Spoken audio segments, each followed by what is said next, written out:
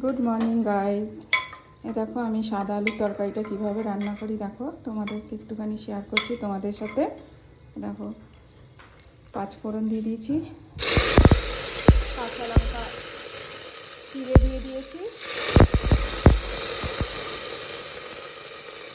আর আলুটাকে না একটা সিটি দিয়ে দিয়েছিলাম, বুঝলে? আলুটাকে একটা সিটি দিয়ে একটা একটুখানি সেদ্ধ করে নিয়েছিলাম। আর আর এই দেখো, এর মধ্যেখানে টমেটো দিয়ে দিয়েছি, আর একটুখানি ধনে লঙ্কা জিরে আর ধনের গুঁড়ো দিয়ে দিলাম।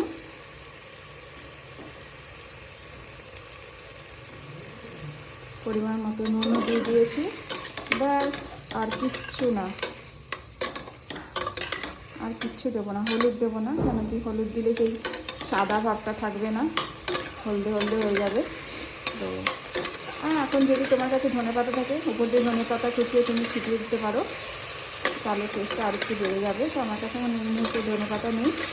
তো এই হচ্ছে কথা, এই হচ্ছে আমার সাদা আলু। এবার জল দিয়ে ভালো করে ফুটিয়ে নামিয়ে নেবো।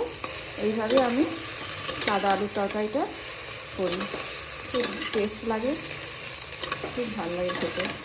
রুটি বলো, পরোটা বলো, লুচি বলো, তো এইভাবে আমি তৈরি করি।